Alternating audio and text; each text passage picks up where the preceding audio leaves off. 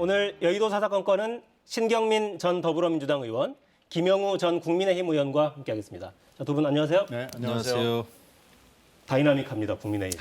참 큰일입니다. 네, 먼저 영상부터 보고 시작하겠습니다. 어제 아침에 갑작스럽게 이런 벌어진 일들인데 이 부분에 대해서는 주변에 많은 사람들이 안타까워하고 이걸 원만하게 좀 좋게 하기 위해서 노력을 하고 있습니다. 그리고 공통된 의견이 그래도 조수진 최고위원이 대표를 찾아가서 좀 잘 사과를 하고 이렇게 해서 두 분 사이 관계를 잘 매듭짓는 것이 당과 이 또 정권 교체를 위해서 바람직한 게 아니냐. 그래서 제가 보기에는 두 분 다 이 문제가 원만하게 잘 정리되지 않겠나. 좀만 기다려 보시죠. 네, 이 영상은 오후 3시가 넘어서 했던 윤석열 후보의 발언이었고요. 이 발언 직후에 아마 조수진 의원이 이준석 대표실에 가서 기다렸는데 이준석 대표와 조수진 의원이 직접 만나지는 못한 것 같고 이준석 대표는 예고된 시간보다 약간 이르게 5분 일찍 결국 기자회견을 했고 아까 들으신 것처럼 선대위의 모든 직책을 내려놓겠다 이렇게 밝혔습니다. 불협화음이 왜 이렇게 크게 터져나오는 걸까요? 아주 심각한 상황입니다. 사실 과거에도 이제 대선 때 보면은 내부적으로 불협화음이 늘 있어요. 생각이 다른 사람들끼리 이야기하니까. 그럼에도 불구하고 그 있었던 일들이 이렇게 그냥 만천하에 공개가 되고 이런 적은 별로 없어요. 근데 저는 이런 일이 왜 벌어지고 있느냐? 저는 긴장감이 떨어져 있다 생각을 합니다. 긴장감이 떨어졌다. 예, 지금 정권 교체가 얼마나 중요하고 절박하고 다급한 일인데 그것에 대해서 인식을 같이 한다면은 서로 여러 가지 생각이 다르다고 하더라도 이런 식으로까지 표출되면 안 된다 생각을 기본적으로는 하고 있고요. 근데 1차적으로 조수진 그 공보단장이 다른 사람이 다 모여 있는 그 회의석상에서 나는 후보 얘기만 듣겠다라고 하는 거는 저는 있을 수 없는 일이라고 봐요. 후보도 당의 후보잖아요. 물론 선대위가 또 당이 최종적인 그 후보 위주로 가는 거는 맞지만 그럼에도 불구하고 당대표를 그 면전에서 당신 얘기 안 듣겠다라고 하는 건 말이 안 되고요. 그다음에 또 당대표를 비방하는 그 영상을 SNS상으로 유포시켰다. 저는 이것도 이해할 수는 없습니다. 그런 문제점이 있고요. 조금 구조적인 측면에서는 당 조직이라는 게 있고 또 선대위라는 조직이 있지 않습니까? 저는 이것도 굉장히 잘못된 구도라고 봐요. 아무리 이제 대선 늘 우리가 겪는 일입니다만은 당 조직이 다 있는데 대선 때는 또 유독 그 대선 조직이 또 꾸려지지 않습니까? 한시 조직으로 선대위를 꾸리죠. 예, 그러니까 늘 충돌이 있어요. 저는 한 군데서 해야 되는 게 맞다 생각을 하고 당 조직이 다 있습니다. 지역 책임자도 평상시에 다 있어요. 그런데 선대위가 꾸려지면서 지역 책임자가 또 여러 명이 많이 늘어나고 그러니까 권력 투쟁 할 수 있는 여지가 생기는 거죠. 물론 이번에 이제 당대표 이 건은 조금 다른 일이긴 합니다만은 어찌 됐든 간에 이렇게 된 거 이제 그 공룡 같은 선대위를 좀 개편할 수 있는 기폭제로 차라리 삼아서 다시 정말 반성하고요. 정권 교체를 위해서 제대로 된 전략을 이제 짤 때가 됐다. 더 늦기 전에 이 위기를 기회로 만들지 않으면 저는 정권 교체 굉장히 어렵다고 봅니다. 네. 상황 좀 어떻게 보고 계십니까? 글쎄 60%에 육박하는 정권 심판론에 철저하게 지금 의지를 하고 있었고 지금 윤석열 후보도 김종인 위원장도 통제가 안 되는 이 상황은 정말 사상 초유고요. 대개 이런 일이 일어나면은 안에서 마무리를 하는데 마무리를 할 수 있을 만한 통제 장치가 지금 전혀 없다는 것을 국민들 앞에 그대로 지금 보여준 겁니다. 그리고 또 하나는 이준석 그 30대 대표가 나타났을 때 당선이 됐을 때 굉장히 우려했던 것들이 당내외에 있었거든요. 민주당 입장에서도 이 30대 야당 대표가 과연 잘 꾸려나갈 수 있을 것일까? 안 되는 게 더 가능성이 높지 않을까라고 봤는데 그 최고위원 구성에서 김재원 최고하고 이 조수진 최고하고 또 다른 최고하고 계속 대표하고 마찰이 있었거든요. 그 연장선상에서 지금 일어난 거죠. 이건 뭐 어떻게 보면 필연코 일어날 수밖에 없는 사안이었던 것 같고요. 공보단장을 인선을 발표했을 때 상대당의 공보단장은 굉장히 중요한 자리고요. 저희들이 공보단에 대해서 평가를 했는데 잘 될까라고 모두들 고개를 갸우뚱했습니다. 어떤 측면에서 그러셨습니까? 일단 최고위원 물론 수석 최고위원이기는 합니다만은 이 정당이라는데도 이 짬밥 밥그릇 숫자가 굉장히 중요한 데거든요. 선수나 이런 걸 좀 보죠. 그 굉장히 중요합니다.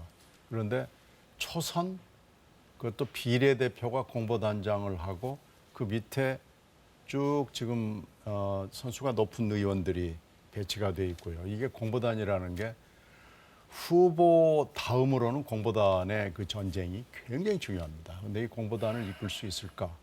약간 의심이 있었거든요. 그러니까 그런 점에서는 좀 예고된 사고였다라고 봅니다.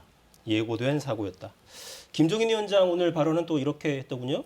선대위가 항공모함에 비유될 정도로 거대하게 운영되는데 효율적으로 움직이지 못하는 선대위가 아니냐 이런 평가가 있다. 이대로 갈 수는 없다. 선대위 운영에 방해되는 인사는 앞으로 과감하게 조치를 취할 수밖에 없지 않나. 선대위 개편을 지금 계속 시사하고 있어요. 그러니까 김종인 선대위원장이 들어오고 나서 워낙에 그립이 강한 성품으로 이제 알려져 있기 때문에 선대위도 좀 크게 손을 보면서 슬림하게 가지 않겠냐 이런 우려, 기대 뭐 이런 관측들이 있었는데 지금은 그렇게 가지 못하는 것 같습니다. 그러니까 선대위가 사실 처음 꾸려질 때부터 굉장히 불협화음이 있지 않았습니까? 굉장히 보여서는 안 될 아주 안 좋은 모습을 많이 좀 보였었어요. 그럼에도 불구하고 선대위가 시작이 됐습니다. 지난 6월인가요? 6일인가요? 그러면 이제 이 선대위가 어떤 조직을 어떻게 만들어서 어떻게 가야 될 건지에 대한 좀 전략이나 기획이 있어야 되는데 그렇지 않고 제가 보더라도 굉장히 등치만 키워온 느낌이 있습니다. 본부가 많이 만들어졌고 또 후보가 직접 위원장을 맡는 위원회도 많이 만들어지고 그다음에 인재 영입도 계속 해왔는데 무엇 하나 제대로 돌아간 게 좀 없지 않느냐. 그래서 너무 깜짝 쇼 하듯이 지금 선대위를 꾸려온 게 아닌가 이런 생각을 합니다. 지금 후보가 지역을 돌고 현장을 많이 다닙니다마는 그 효과를 지금 못 보고 있어요. 아직도 선대위 문제 때문에 오늘도 이렇게 이제 큰 사건이 벌어졌습니다마는 선대위는 후보가 가지고 있는 장점 또 당이 앞으로 추진해야 되는 그런 그 정책 비전에 대해서 알려야 되는데 그거보다는 오히려 지금 굉장히 잘 돌아가지 않는 당의 자화상을 보여주는 듯한 좀 이런 그 상태를 보여주고 있단 말이죠. 이것은 분명히 잘못됐다. 그래서 오늘을 기화로 해서 정말 선대위를 재조정해야 된다. 하지만은 물론 현재 일하고 있는 많은 인원들을 그냥 무슨 뭐 해고한다든지 해체한다든지 이런 거는 불가능합니다. 소통의 그 시스템을 이제 만들어야 되는 거죠. 지금 등치만 컸는데 내부적으로 본부장, 그다음에 위원장들이 얼만큼 소통을 많이 해왔는가? 저는 거기에 문제가 있다고 봅니다. 그리고 그것을 하기 위해서는 김종인 위원장도 물론 중요합니다만은 후보의 역할이 중요합니다. 후보가 리더십을 가지고 역할 분담을 제대로 하고 그다음에 소통이 원활하게 되고 있는지 안 되고 있는지에 대해서 점검을 좀 할 필요가 있다. 그렇지 않으면은 이런 불상사가 계속 일어날 가능성이 있습니다. 지금. 네, 제가 그걸 딱 여쭤보려고 그랬어요. 그러니까 후보의 아까 발언을 요즘 보여드렸는데 다른 사람이나 시스템 문제라기보다는 우연치 않게 벌어진 일이다. 그러니까 이준석 대표와 조수진 의원의 충돌이 당사자들끼리 오해를 풀면 되지 않나 생각한다라는 게 3시 반에 나온 후보의 발언이었거든요. 그리고 30분도 되지 않아서 지금 기자회견이 열렸습니다.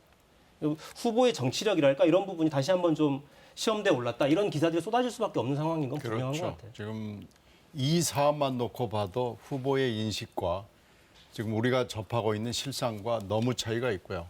후보의 리더십에 일단은 판단 능력에 문제가 있다는 것이 극명하게 드러났고 또 하나는 울산회동에서 김종인 위원장이 그립을 잡는 걸로 돼 있었습니다만 그 뒤에 벌어진 일을 보면 이게 아니구나라는 것이 또 드러났거든요. 그러니까 김종인 위원장이 합류를 할 때 그 울산에서 전화를 해가지고 합류를 결정했을 때 김종인 위원장 합류의 실상이 이게 모셔오는 모습이 아니구나라는 게 이번에 드러난 겁니다. 그래서 지금 이런 사태까지 이 초유의 사태까지 온 거에 김종인 위원장의 책임도 많지는 않지만 있습니다. 후보의 책임도 있고요. 그러면 이것을 어떻게 이 지휘 체계를 다시 세워나갈 수 있느냐라는 게 이제 관건일 텐데요. 이게 쉽지 않고요. 이 얘기의 사실은 맨 최초의 시발점은 김건희 씨로부터 시작이 됩니다. 김건희 씨에 대한 문제 제기를 왜 공보단장이 제대로 하지 못하는가라는 문제 제기를 하면서 그게 지금 점점 여러 가지 가지를 치면서 가세연의 링크를 왜 걸었어로 지금 이렇게 나온 거 아니겠습니까? 결국 김건희 씨 문제로부터 시작이 된 거기 때문에 이렇게 뿌리를 찾아서 올라가면은 굉장히 뿌리가 깊고 이 문제를 해결하려면은 아주 혁신적인 결단이 필요한 지금 상황으로 보입니다. 이게 옆에서 보기에 오히려 잘 보일 수가 있다고 사람들이 얘기하는데 저희들이 보기에는 이 문제 그렇게 간단치 않습니다. 혁신적인 결단이라면 가능한 카드가 뭐가 있을까요? 그러니까 그 당 안팎에서는 청와대 제2부속실을 해체하거나 대폭 축소한다거나 영부인 역할을 하지 않는다거나 이런 카드까지 거론이 되던데요. 뭐 제2부속실 그건 지연말단적인 얘기고요. 제2부속실 간판 내린다고 영부인의 역할이나 그 일을 하는 사람들이 없어지지는 않잖아요. 문제는 김건희 씨에 대한 문제를 어떻게 할 것인가. 왜 뭐가 잘못됐고 그리고 대응이 뭐가 잘못됐고 이것을 앞으로 어떻게 대응할 것인가를 근본적으로 재구성을 하지 않으면은 이 문제도 해결하기 어려워 보입니다. 제가 봤을 때는 그거죠. 그러니까 일어날 수 있는 일 아니면 여러 가지 그 사건에 대해서 그 사건을 해결하는 그 방법과 태도에 좀 이번에 문제가 있었다 생각을 합니다. 실체적인 진실은 그거는 뭐 밝혀져야죠. 하지만은 1차적으로 일이 발생했을 때 그 후보와 또 대변인단, 공보단에서 어떤 자세를 취해야 되는가. 그거에 대해서 굉장히 이번에 좀 소극적이었다 생각합니다. 지금은 후보가 이 검사의 위치가 아니란 말이죠. 그래서 법적인 잘잘못을 따지는 자리가 아닙니다. 대국민 정서라는 게 있고요. 국민들이 느끼는 또 유권자가 느끼는 그런 그 상실감 같은 게 있단 말이죠.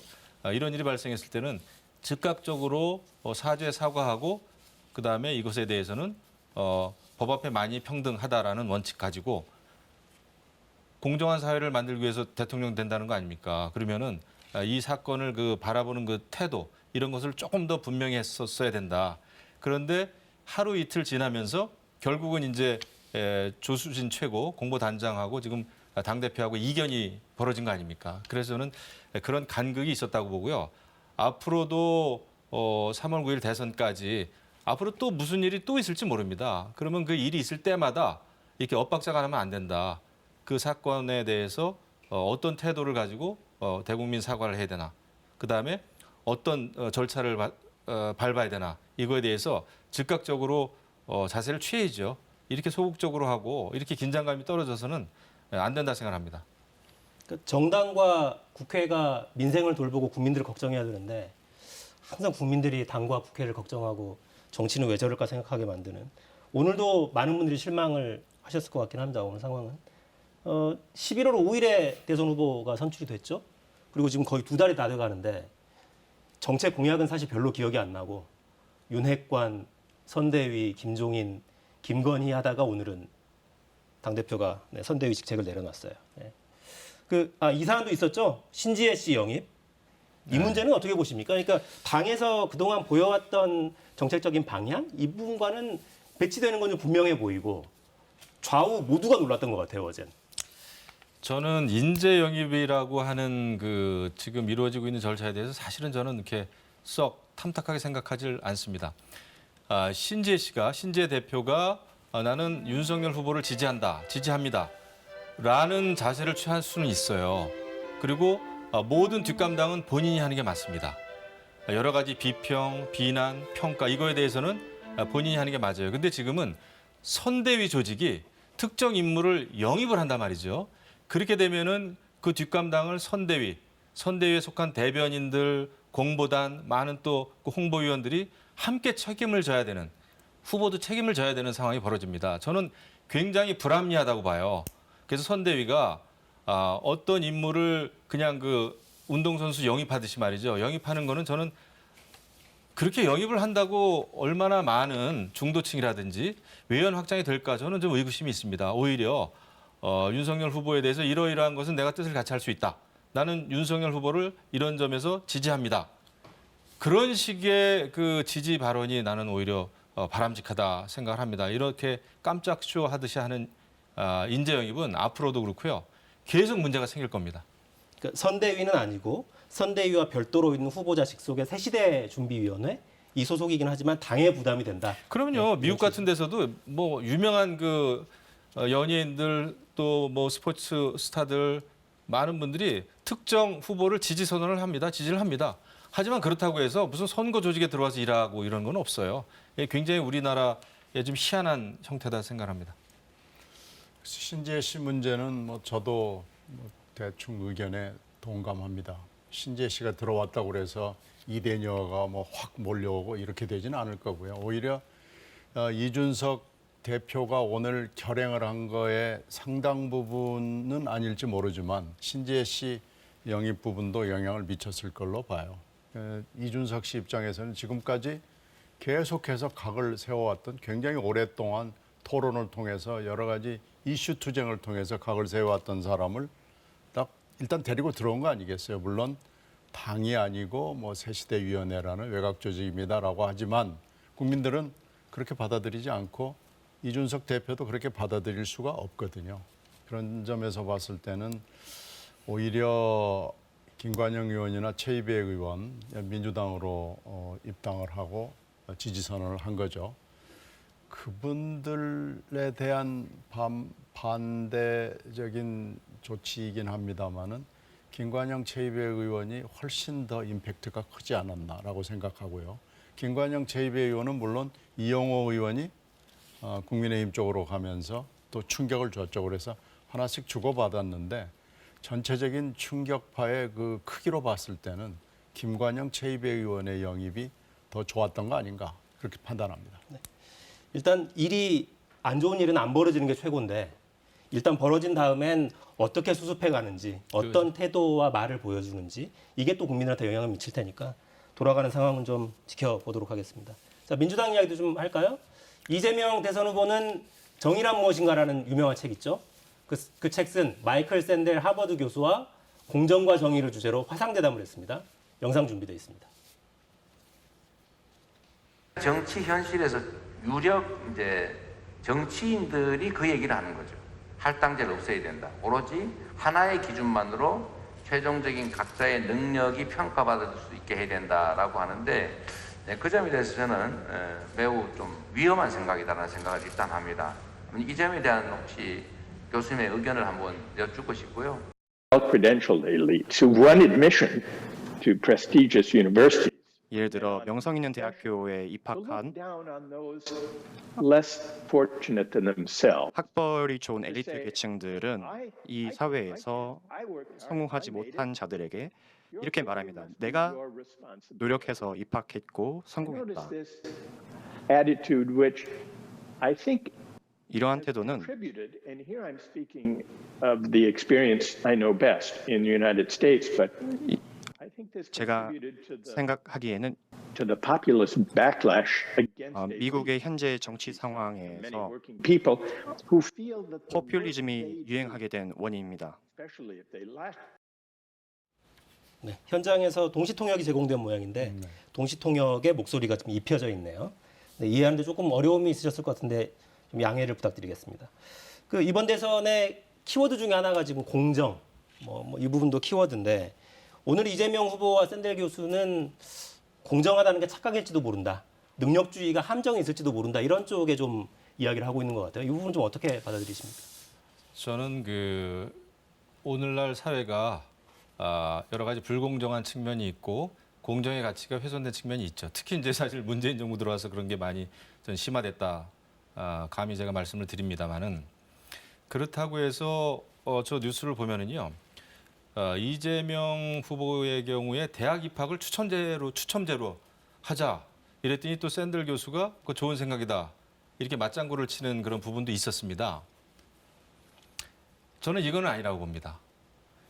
그러니까 우리가 지금 여러 가지 현실적으로 공정의 가치가 훼손됐다고 해서 열심히 공부해서 좋은 학교 가고 경쟁을 하고 저는 그것은 일단은 자연스러운 현상이고 또 불가피한 현상이다 생각합니다. 물론 여러 가지 어려운 자녀들 또 능력이 있지만은 학교 갈 형편이 안 되는 이런 그 청년들, 청소년들에 대해서는 할당자가 됐든 뭐가 됐든 우리가 도와줘야 됩니다. 그럼에도 불구하고 대학 입학을 뭐 추첨제로 하자. 이거는 그거야말로 정말 불공정한 사회를 만드는 그 파퓰리즘이다 생각을 하고요.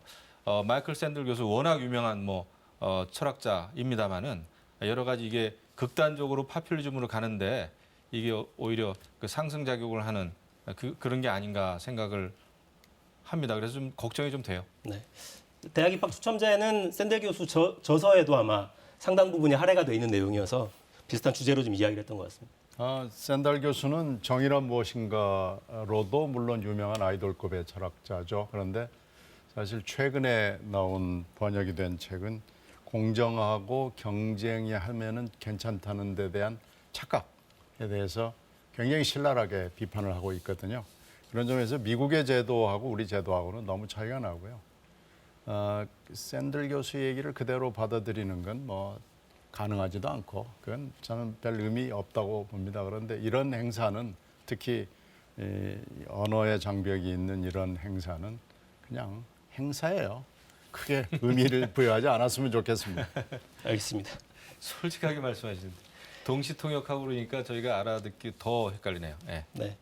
행사 이후에 이제 기자들을 만난 자리에서 양도세 중과 유예 속도 조절할 수 있다는 취지로 또 발언을 했어요. 그러니까 이재명 후보가 요구해서 당이 받아서 추진을 하고 있었는데 당장 추진이 아니라 당선 후에 시행하는 방향으로 그러니까 공약으로 반영하는 형태로 속도를 좀 늦추는 거죠. 당장 하자가 아니다.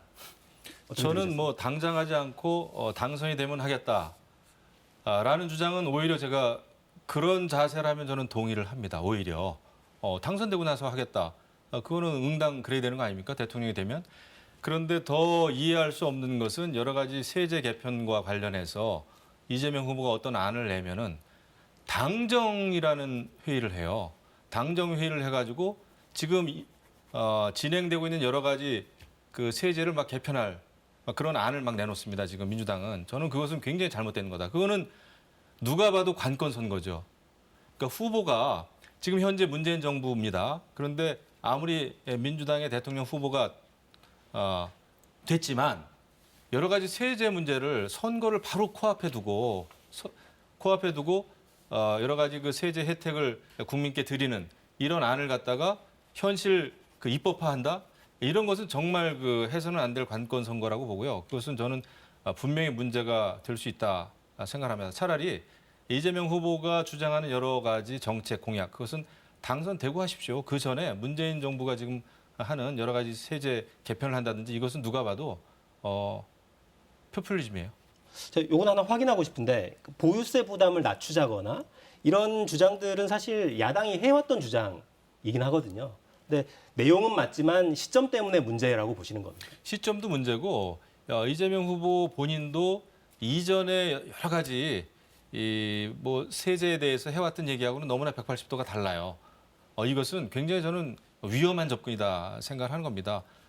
그렇기 때문에 지금 가장 중요한 것은 후보의 말이 갖는 신뢰성인데 뭘 추구하는지 모르겠어요. 뭘 주장하는지 모르겠고 이 말이 내일 모레 어떻게 바뀔지 또 모르겠더라고요. 저는 그거는 굉장히 포퓰리즘적인 행태다 이렇게 보는 거죠. 그러니까 야당은 이 비판을 계속합니다. 그러니까 네. 여당에서는 유연하고 합리적인 접근이라고 이야기하는데 야당에서는 말이 너무 자주 바뀌어서 뭔지를 모르겠다는 너무 바뀌어. 비판을. 글쎄요. 저는 이 문제가요. 굉장히 오래됐어요. 사실은 총선 전부터 제가 20대 할 때부터 이 문제 제기가 있었고요.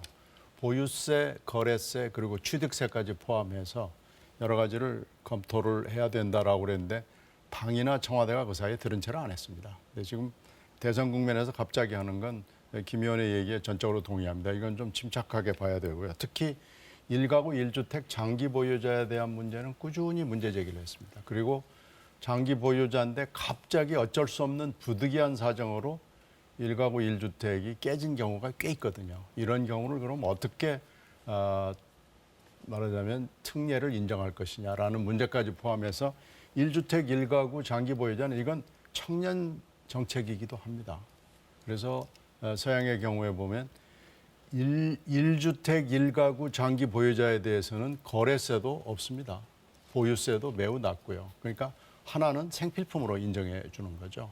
그래서 그런 제도까지 포함해서 여러 가지 얘기를 이 기회에 좀 차분히 앉아서 청년 정책 포함해서 이건 일생을 다루는 문제거든요. 같이 좀 얘기를 하는 게 좋을 것 같다는 생각이 들고요. 마침 이 후보가 문제 제기를 했으니까 이 문제는 청와대 포함해서 여야가 할 수 있는 데까지 하고 그리고 지금 대선이 얼마 안 남았으니까 대선 이후에 차분히 앉아서 입법화하는 것이 맞죠. 그러니까 공시가 조정이나 이런 이야기들이 계속 나오는데 야당에서는 뭐 국민의힘은 물론이고요. 정의당에서도 비판을 거세게 하고 있어요. 저희 그래픽 준비해 놓은 걸 좀 보실까요? 윤석열 후보는 오늘 굉장히 거친 표현을 SNS에 올렸더라고요. 조삼모사도 아니고 국민은 원숭이로 보는 게 틀림없다. 이렇게까지 표현을 했고 심상정 후보도 오늘 관련 공약을 발표하면서 양도세 비과세는 엄격히 제한할 것이다. 공시가격 재검토 주장은 집부자들 부동산 세금 깎아주자 이런 정책일 뿐이다. 이렇게 정면으로 비판을 했습니다. 비판받을 소지가 좀 있긴 하죠. 그러면 지금 우리 신경민 의원님이 말씀하셨듯이 지금 부동산 세제라든지 여러 가지 세제들이 잘못되어 있는 게 많습니다. 지금 이제 빈부격차도 굉장히 심해졌고요. 부동산 가격도 너무나 올랐고 또 잘못된 정책이 너무나 많이 발표가 됐고 이런 거 다 고쳐야 되는데 그럼에도 불구하고 내년에 세금을 뭐 올해 공시지가를 기준으로 한다든지 완전히 편법이거든요.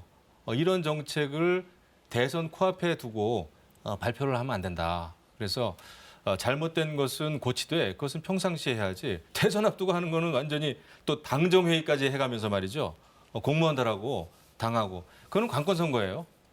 그 어떻게 뒷감당을 하려고 그러는지 잘 모르겠어요.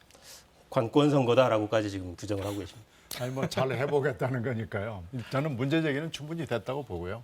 이걸 어떻게 처리하느냐라는 태도의 문제는 한번 생각해 볼 필요가 있다고 봅니다. 네.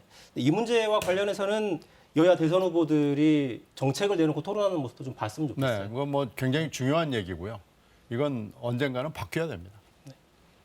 그러니까 민생에도 정말 큰 영향을 미칠 수 있는 거여서 사실 집이라는 게 제일 비싼 재화잖아요. 대부분의 사람들이 가지고 있는. 그럼요. 부동산 문제, 주택 문제, 세금 문제는 이것을 잘못 정책으로 위반하고 추진하면은 사실 밀란이 일어나는 거 아닙니까? 가장 생활에 필요한 우리 삶의 가장 큰 영역을 차지하는 그런 세금 문제인데요.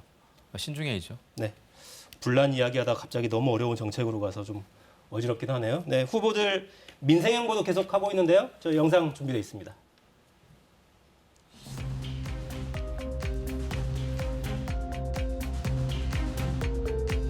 대출을 받고자 하는 자영업자들은 투자 목적이 아니거든요. 어떻게든 죄송합니다. 네. 어떻게든 이제 운영 자금을 마련해 보고자 하는 건데 우리 윤석열 후보님, 김종인 총괄선대위원장님 말만 하지 말고 이예은 씨 저 눈물 들지 않게 좀 하십시오. 이게 뭡니까 이게? 본인 주머니 털어주라는 거 아니잖아요.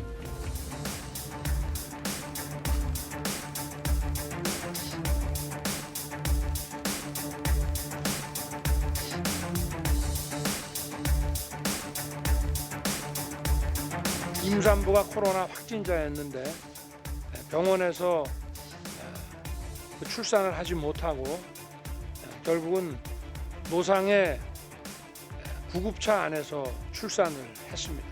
이 일이 지난 토요일뿐만이 아니라 며칠 전에도 또 발생했었습니다. 정부는 완전히 손을 놓고 있다가 이런 일이 또 재발한 것입니다. 세계 최고 수준의 대한민국 의료 시스템을 전혀 활용하지 못했습니다. 이 상황을 비상시국으로 인식하고 특단의 대책을 세워야 합니다.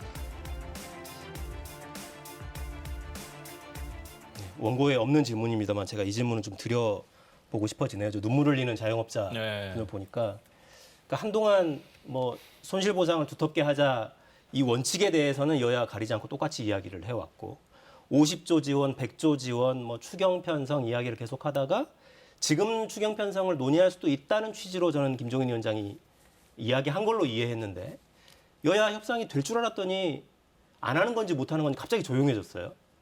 안 하는 겁니까 못 하는 겁니까? 왜 이렇게 된 거죠? 저렇게 힘들어하시는데. 근데 아까 그 이혜은 씨 카페 운영자 말씀 이렇게 들어보면 문제는 그 대출이 잘 안 된다는 겁니다. 핵심은. 근데 지금의 대출 정책 이런 걸 꽉 막히게 해놓은 것은 문재인 정부예요, 사실. 그래서 저는 아까 이재명 후보가 김종인 위원장 말만 하시지 말고 그러면서 김종인 위원장을 탓했는데 그렇지 않습니다. 지금 여러 가지 대출 문제, 부동산 문제, 그다음에 저 자영업자들이 어려운 거는 잘못된 경제 정책, 그 실정에서 찾아야 돼요. 이것을 코로나 탓만 하면 안 되죠. 코로나 때문에 여러 가지 잘못된 방역 지침이 많이 나오지 않았습니까? 또 대출 안 되지 않습니까? 집값 올려놨잖아요. 이런 게 문제인 거죠. 그래서 이재명 후보는 김종인 위원장을 비난하기보다는 문재인 정부의 잘못된 실정을 비판하십시오. 그게 책임 있는 여당 대통령 후보의 모습이죠. 그럼요. 뭐가 안 돼도 사실 집권 여당의 무한 책임이죠. 정치라는 게. 책임져야죠. 지금 뭐 금융지원만 문제되는 게 아니고 지금 뭐 전 국민 재난지원이냐, 뭐 선별지원이냐 가지고 한참 정치권이 여야 할 거 없이 논란을 많이 했는데 지금 방향이 이제 분명해진 겁니다. 이미 분명해졌는데 정치권이 괜히 싸운 거죠. 전 국민 재난지원보다는 선별지원이 지금 훨씬 긴급하고 기묘하고 시급하다라는 게 지금 이건 상상 이상을 넘어서는 지금 비상한 상황에서 너무나 분명한 답을 우리가 가지고 있는데 이걸 가지고 우리가 괜히 논란을 정치권에서 벌인 거고요. 또 하나는 이 의료 체계에 대한 이 위기가 온 것은 이 실무자들이 이 예측을 잘못한 겁니다. 실패했습니다. 이것도 자인하고 빨리빨리 고쳐야 됩니다. 이 과학을 이기는 정치는 없습니다. 네. 대선 이야기로 좀 다시 돌아오죠. 저희 지지율 그래픽 준비되어 있는 걸 좀 올려주시죠. KBS가 조사한 최근 지지율 추이입니다. 눈에 띄는 거는 이재명 후보 지지율 흐름이 확 꺾였다가 지금 다시 올라와서 붙어 있죠. 지난번 11월 29일 조사 때는 소수점 아래 한 자리까지 똑같은 완전히 동률이었고 이번에는 두 후보 모두 동반 하락입니다. 오차 범위 내에서 접전을 벌이고 있어요. 구체적으로 지금 가족 리스크들이 계속 튀어나와서 아들의 불법 도박 논란 어떻게 보십니까? 영향을 미치지 않을 것이다라는 응답이 71%, 이재명 후보에 영향을 미칠 것이다라는 응답은 26.8%입니다. 반대로 윤석열 후보 쪽은 부인의 허위 경력 김건희 씨 계속 문제되고 있죠. 영향을 미치지 않을 것이다는 49.5%, 영향을 미칠 것이다는 49%. 거의 비슷합니다만 영향을 미칠 것이다라는 응답을 보면 김건희 씨 쪽 의혹이 훨씬 더 좀 높게 나옵니다. 이 조사는 한국리서치에 의뢰해서 저희가 조사한 내용이고요. 자세한 내용은 중앙선거여론조사심의위원회 홈페이지에서 세부 내용은 확인하실 수 있습니다. 공정이라는 이슈 저희가 조금 전에도 이야기를 나눴는데 어떻게 보세요? 그러니까 그 뭐 삼성플라자 그러니까 백화점 문화센터 복도에서 한 전시를 삼성미술관이라고 표기하거나 교생 실습했던 기간도 그 학교에 근무했던 걸로 표기하거나 이게 단순 실수인지 의도적인 건지는 모르겠으나 일부 문제가 있는 건 분명해 보입니다. 예, 그 석연치 않죠. 근데 뭐 이재명 후보, 윤석열 후보 어느 후보라고 말할 것도 없이 양쪽 후보가 지금 가족 리스크가 다 큽니다. 근데 저희가 사실 흔히 여러 가지 문제점이 있었다라고 이렇게 생각은 해왔지만은 지금 계속해서 또 새로운 게 불거지고 있어요. 이재명 후보는 또 아들 문제, 굉장히 심각한 문제가 또 불거지고 있고 김건희 씨 경우에도 여러 가지 뭐 공연 이벤트라든지 허위 경력 기재 의혹 이런 게 막 불거지고 있단 말이죠. 이런 거는 저는 그 양쪽 후보의 가족 문제도 철저히 팩트 체크가 되는 게 맞다고 보고요. 또 뭐 오늘 뉴스도 있었습니다마는 김진국 그 민정수석 아들 문제 그렇죠. 그래서 이제 수석이 이제 그만두는 사태까지 벌어졌는데 어떻게 이렇게 된 마당에는 양쪽 후보들도 나는 더 공정한 사람이다, 나는 더 상식적인 사람이다 이렇게 주장하기가 좀 어렵게 됐어요. 솔직히 말씀드리면 오히려 나는 부족한 게 많은 사람이다. 그럼에도 불구하고 우리 대한민국을 위해서 공정의 가치를 이렇게 한번 재설계해서 만들어 봅시다. 그런 겸허한 자세가 아니면은 이미 유권자들한테 먹히지가 않겠다. 저는 그렇게 생각을 합니다. 그래서 여러 가지 불거지는 사안에 대해서 즉각적으로 사죄하고 공정한 가치를 만들기 위해서 이렇게 하겠다. 그런 정책 비전을 만들어 가는 게 저는 옳다 이렇게 봅니다. 청와대가 김진국 수석 사의를 보도 다음 날 바로 수용한 걸 봐도 이 이슈가 얼마나 휘발성이 높은지를 좀 보여주는 것 같아요. 빨리 그 리스크를 제거하려고 청와대가 아주 뭐 신속하게 조치를 한 느낌이 강하죠. 지금 김건희 씨 부분은 사실 그 리스크가 이미 예견이 돼 있었고요. 그런 점으로 봤을 때는 최측근이 윤 후보의 최측근이 대응 파일을 만들고 대응팀을 구성을 했어야 되는데 아무도 당과 후보와 뭐 선대위와 캠프가 아무도 하지 않고 여기까지 왔는데 지금 이제 사안이 많이 드러났잖아요. 여러 가지 자료를 통해서 드러난 걸로 봐서는 사과로 이 김건희 리스크를 극복할 수 있을 것 같아 보이질 않습니다. 이 리스크의 내용이 너무나 지나치기 때문에 사과해서 될까? 사과를 넘어서는 다른 특단의 조치가 필요해 보이지 않나 생각이 되고요. 이 후보의 경우에는 부인이 아니라 이제 아들이잖아요. 근데 아들이라는 게 아까 여론조사에서 나타났듯이 부인보다는 조금 이 사람들이 멀게 평가를 하는 그런 점이 있고 또 하나는 지금 이 후보가 얘기하는 걸 들어보면은 처벌을 불사하겠다라는 굉장히 단호한 생각이 언뜻 읽혀요. 그래서 그런 점에서 봤을 때는 리스크 관리를 이 후보는 조금 하고 있다라는 평가를 할 수 있습니다. 따라서 이 리스크 관리가 또 뭐가 튀어나올지 모르니까요. 두 후보가 다 지금 모르겠습니다. 이게 흠 대 흠으로 갈 것 같다는 느낌이 강하게 들죠. 그래서 이 리스크 관리는 이 향후 전국에서 굉장히 중요해 보입니다. 네. 참 어려운 대선입니다. 네, 대선까지 78일 남아 있습니다. 자, 여의도 사건권 여기서 마치죠. 신경민 전 의원, 김영우 전 의원과 함께했습니다. 두 분 고맙습니다. 감사합니다. 네.